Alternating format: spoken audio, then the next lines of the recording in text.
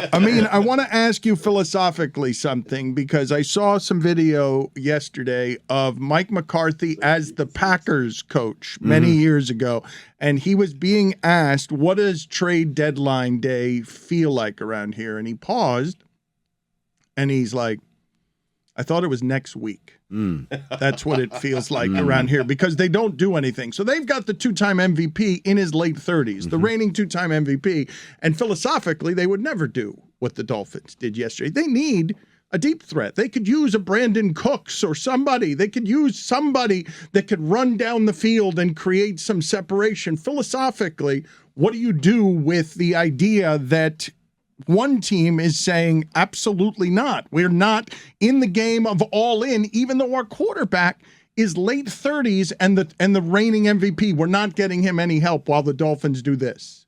Well, I mean, I think there's a couple of things. Number one is they're 3-5, right? They're not good. I mean, we've seen them. It's not just their record's not good. They haven't played well.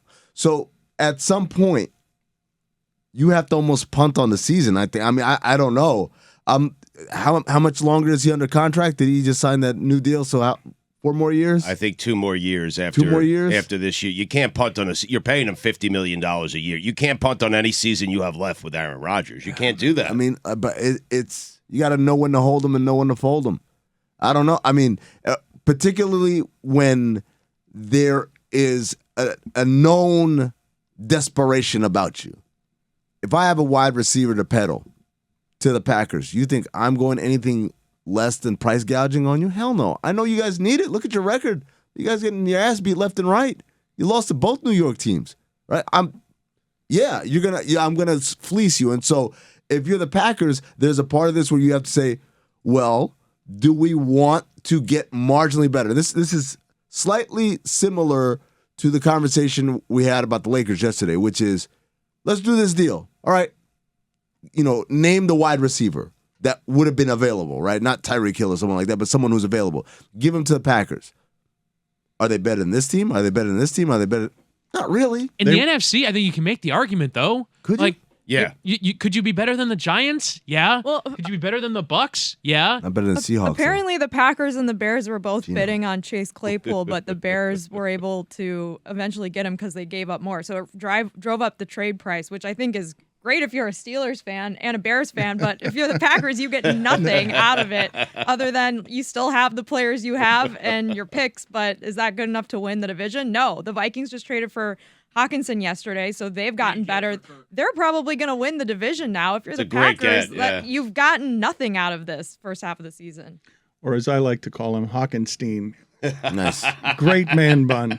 Just a He great, really does. Great lettuce. A great flowing head of hair. And then there was the Cooks thing. Brandon Cooks was out there, but he's on a way more expensive salary. A big commonality between a lot of the big trades is a lot of the guys are still on rookie deals. And yeah, you have to extend them, but there's sort of contracts that you can handle as opposed to having to take on a contract and having to have all that cap space. But I think for Aaron Rodgers, I mean, Green Bay in some ways is being disciplined about what they do. They don't get into trade deadline stuff.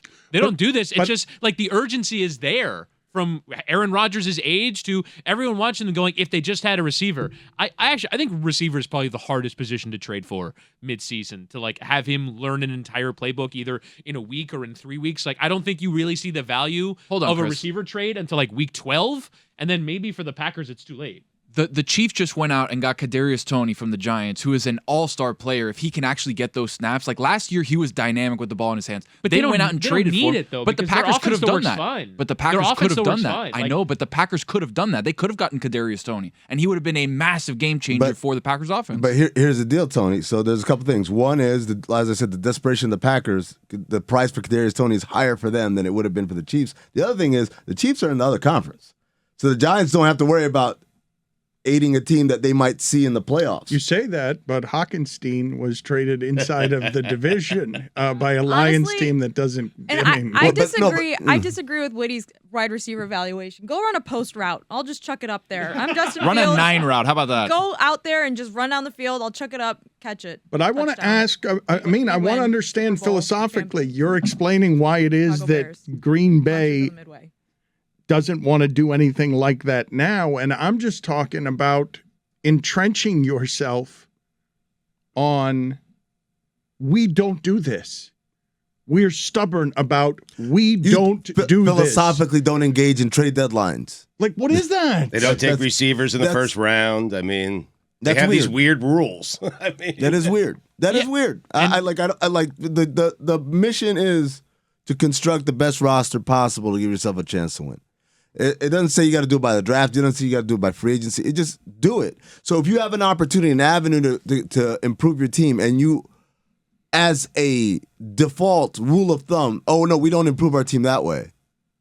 That sounds like you're like going into a fight, tying your arm behind your back, say, "Oh, I don't like punching with my right hand." Well, you're gonna get your ass beat. There's a number of NFL teams, though, that have those like things that they don't do. And the Steelers are one of them. Like, historically, they don't trade up in the first round of the draft to get players until they did. And they had to, because when they drafted Devin Bush, they felt that they needed a linebacker in that position to replace Ryan Shazier after he got hurt. And I think it's very silly to be like, oh, we don't do that, because, yeah, you don't do it until you have to. And then all your silly little rules don't matter. Seemed like they had to this year, though. Like, it seemed you're going to waste Yes, I an agree. MVP. If their reason for not doing it is like, oh, because we just don't, like, what does that do for you? You're going to lose your division now. What do the Packers do? Because they don't trade at the deadline. They don't draft receivers or offensive players in the first round. Like, what do they do outside of develop talent that they think is going to be good? They had a good track cheeseheads. record of that. They have great quarterbacks for 25 straight years that That's it, allow though, them right? all That to might succeed. lose mask your all their other championship games. organizational failures. Yeah, but it gets you 10 wins a season on average because your quarterbacks are better than everybody But- for 25 years. I think we are being slightly harsh though, because like there are organizations that have hallmarks, right? Like Pat Riley, for a million years, never had really much value for first round picks. He's like, I'll trade a first round pick. I'll do whatever I have to do in order to win now.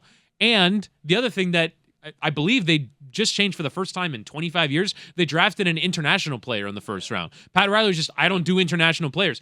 Think about the market of international players that Pat Riley could have ostensibly left behind because he's just saying, I don't want to do this. I don't want to draft an international player. Now, it hasn't, they've still managed to draft really well, but of course, there are organizations that have philosophies where, yeah, it might take them a while to change them, but this is what we believe. I imagine the Spurs won't sign a certain type of player. That's different, though. That's different. I think there's a difference when you say our system does not allow for guys that haven't gotten over themselves. That's the way Pop puts it, right?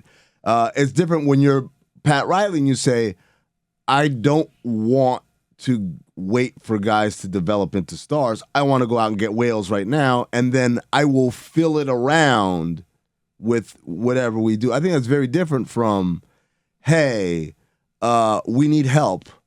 This is a window of opportunity to get help, and say, no, I'll do it on my. Like, you're basically saying, no, this roster is good enough. But again, my belief would be, given how their season is going and given the struggles they're going through, they probably wanted to do something and they just couldn't get a deal that made sense. Like, we want to get better, but not exorbitant prices. It's like, when you go to the top of the Empire State Building and you want to buy a bottle of water, it's like $7.50.